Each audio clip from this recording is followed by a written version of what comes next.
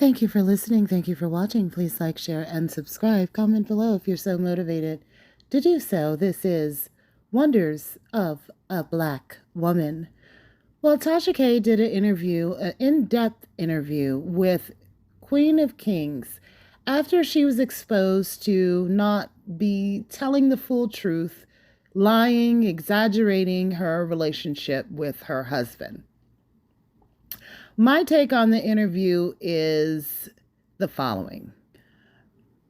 I don't agree with everything Queen of Kings was saying, however, and I do support a lot of the things that Tasha K was saying, some of the points that she brought out. But I can tell you this. We as Black women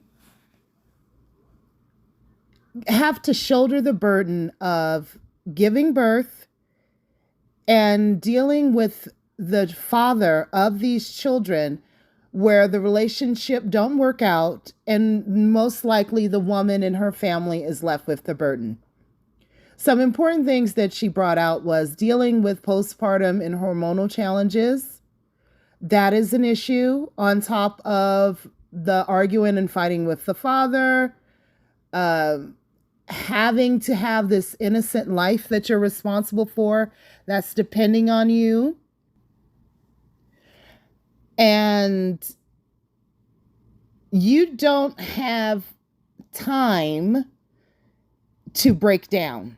And that's where the strong Black woman trope comes from, because a lot of Black women will continue to get up, continue to move, continue to work, continue to cook, continue to clean, continue to take care of the baby, continue to do all of these things when you are breaking down inside. Because we don't have time to be emotional.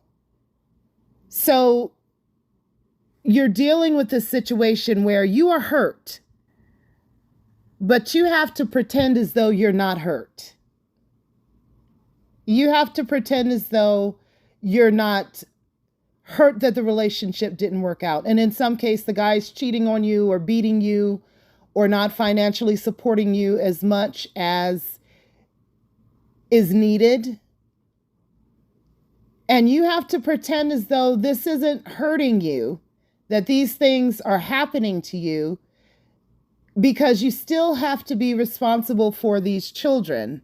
So I can understand why Queen of Kings, a young child, because you're 18 and 19, you're still very, very young. You were playing with Barbies not that long ago when you're 18 and 19 and you're having a baby. And then you're dealing with a toxic relationship. And then you have an innocent child that's depending on you for everything that you're responsible for 24 hours a day, 7 days a week. And so I can understand where a lot of this hurt and pain, and then if you have a dysfunctional family who's not really supportive, that makes matters worse. And if you weren't blessed to be some trust fund baby or rich, then you have the economic financial burdens to deal with. So I didn't even know who this lady was until the scam videos started coming out about her. And I do think that she's an exaggerator, and, I do believe that she tells some lies.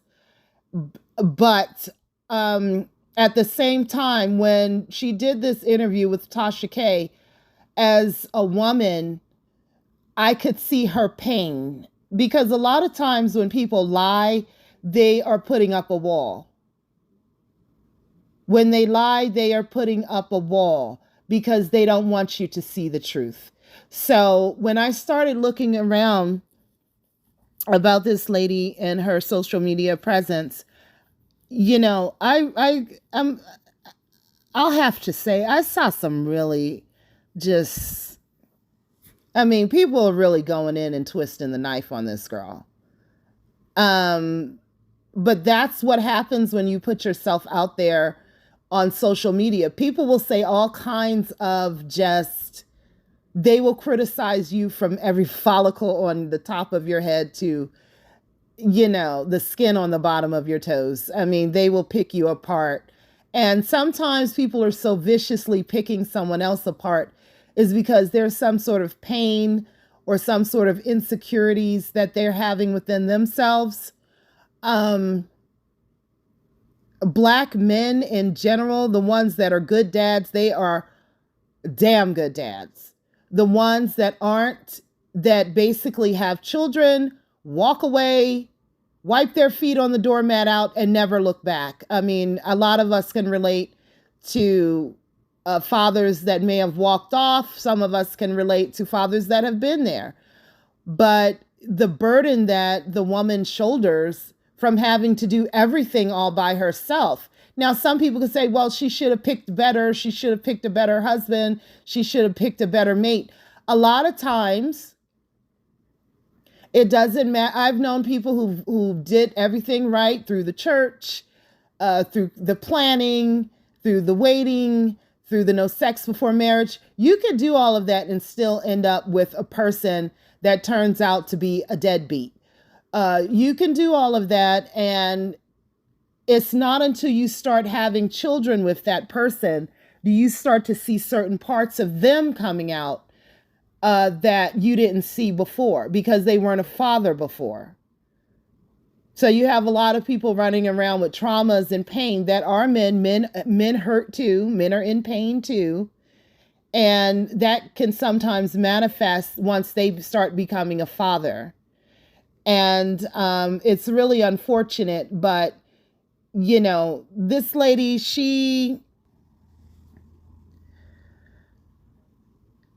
dealing with mental health issues. I personally think that she needs to stay off of social media and get herself together. But it's become a business. It's become an enterprise at this point. And I think that that's why she felt as though she needed to come out and clean up some of the things that she did by, you know, just emotionally pressing that live button on her phone and putting her private business out there that was contradictory to the image that she was putting there. As far as generalizing Black men or generalizing people who are in interracial relationships or generalizing anyone, you have to take people on a case-by-case basis. She's in a marriage now. She needs to focus on that. But if she is honest with herself, white, Black, or whatever, her husband is a man. He's a human being. And just because his skin is paler than hers, and just because he may have grown up in a loving household with loving parents, that doesn't mean that his relationship with her is going to be forever. There are plenty of people out here who grew up with loving mothers and fathers that are still together, that's been married for 20, 30, 40, 50 years, still going strong. But that doesn't mean that you're going to find a relationship like that. Those relationships, in essence, they're blessings because we're human. And sometimes you can't keep the relationship together.